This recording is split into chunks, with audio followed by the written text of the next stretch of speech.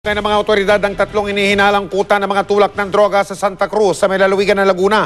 Arestado ang dalawang nahulihan ng pakete ng hinihinalang shabu. Si Oscar Oida, naka-Alerto 24.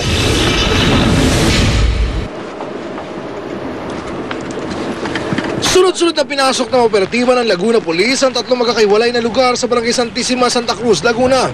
Target nila ang tatlo manong pangunahing tulak ng droga sa lugar.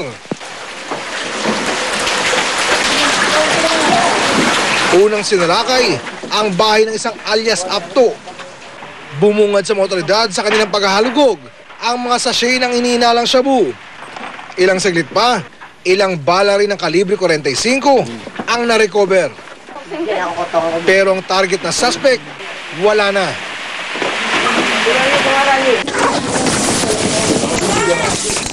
Sa ikalawang lugar ng operasyon, inabutan ng target na si J. Michelena. Nakuha umano sa kanya ang siyam na sachet ng inihinalang shabu. Kilala rin umanong bentahan ng shabu ang lugar ni na Michelena. Garapala na nga umano ang bentahan dito, batay na rin sa karatulang nakapaskil sa labas ng bahay. Meron nga ritong karatula na ice for sale ba to? Hindi natin alam kung anong ibig nila sabihin dito. Pero base sa information natin dito sa komunidad, talagang yung dito nagbebenta ng droga. Pero paliwanag ng suspect, ano ibig sabihin ng bato? Yellow po, yung nakasulat po. Oh, yung nakasulat ba? Ano ibig sabihin? Yellow po, yung pinagbebenta po nila. Ba't bato? Ba't bato nakalagay? Bakit malaking bato nakalagay? Ganun po kasi tawag nila sa dun eh.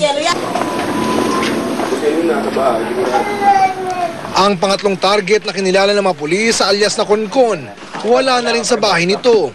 Ayon sa kinakasama nito, kahapon pa rin ito tumakas matapos makatanggap ng tip sa text message na sasalakayin siya ng mga pulis. Pero nakakuha ang mga pulis na aabot sa 20 sachet ng inihinalang shabu sa drawer ng kinakasama nito. Kaya pati siya, inaresto rin. Hindi ko nga po alam kung saan nga po.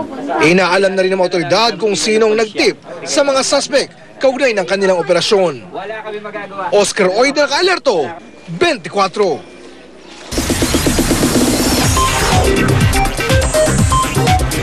Chika Minute!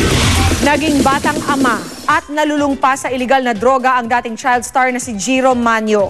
Pero pinatunayan ni Jiro na kaya daw niyang bumangon sa mga pagsubok ng buhay. Kanina nga, graduate na sa high school at maging sa rehab. Ang chika hatid ni Aubrey Carampel.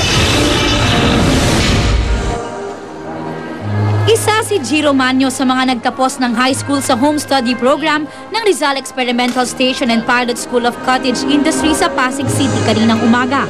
Dahil sa ipinakitang determinasyon ni Jiro para tapusin ang pag-aaral, binigyan din siya ng award bilang Most Inspiring Student. Magaan sa pakiramdam, tapos sobrang saya. Masaya sila para sa akin at sinasabi ko naman sa sarili ko na gagampanan ko naman yung binigay nila sa aking award. Kasamang nagmarcha at umakyat ng entablado ni Jiro ang tumatayong ama na si Ramones Manyo na masaya para sa itinuturing na anak. Humingi na raw ng tawad sa kanya si Jiro at natutuwa siya na nakikita niya na nagbago na ang aktor. Jiro, sana anak, tuloy-tuloyan mo na yung pagbabago mo para masaya, walang problema. Lahat ng tao matuwa sa iyo. Hindi raw biro ang mga pinagdaanang pagsubok ng dating child actor na mas nakilala sa kanyang pagganap sa pelikulang Magnifico kung saan umani siya ng mga parangal. Huli siyang napanood sa mga programa ng GMA na Pilyang Kerubin at Little Star. Ilang beses na wala sa limelight ang batang aktor matapos malulong sa masamang bisyo at maging binatang ama. Voluntaryo siyang nagpa-rehab at bumalik sa pag-aaral. Pipilitin ko sa sarili ko magbago at pipilitin kong mapaunlad yung mga nalalaman ko. Balak na ipagpatuloy ni Jiro ang kanyang pag-aaral at bumalik din sa showbiz. Kasabay ng kanyang pagtatapos ay ang paglabas din niya sa rehabilitation center kung saan 1 taon din siyang namalagi. Nangako si Jiro na magiging tuloy-tuloy na ang kanyang pagbabagong buhay, baon ang kanyang mga natutunan. Aubrey Carampel, updated to Showbiz Happening.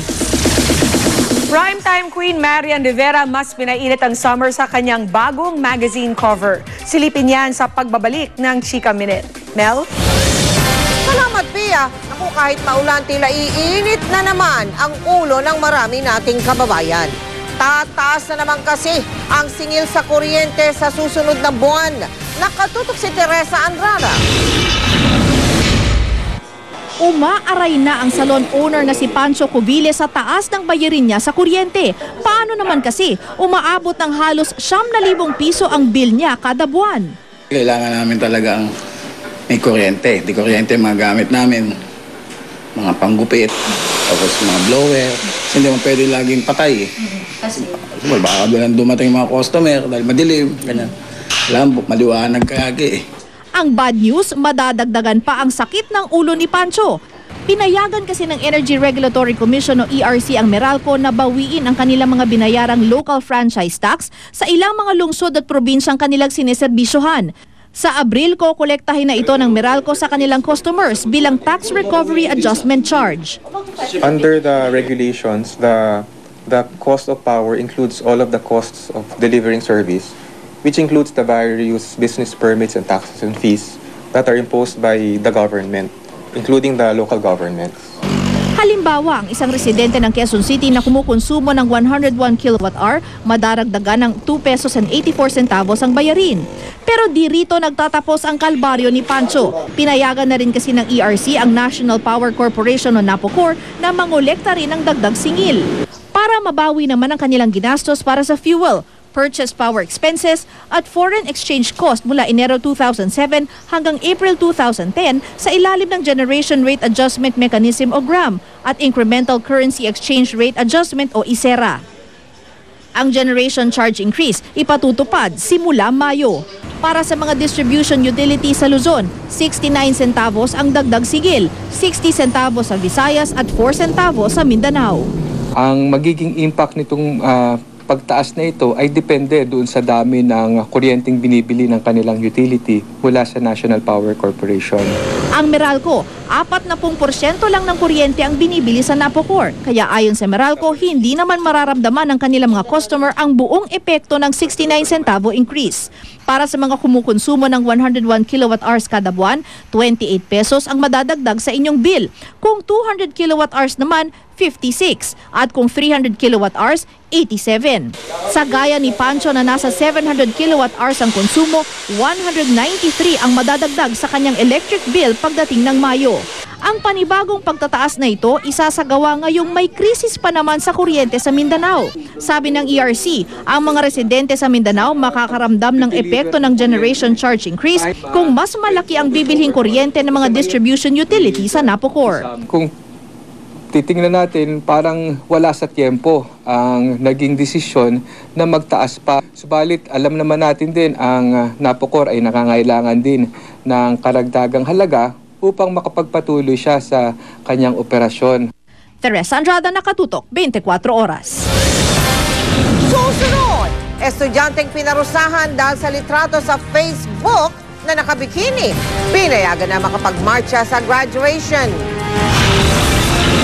Malaparaisong isla at lugar na paborito ng migratory birds na pwede ring pasyalan, malalaman kung saan.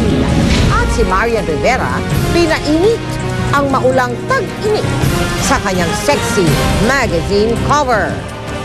Tutukan lahat ng yan dito lang sa 24 Oras.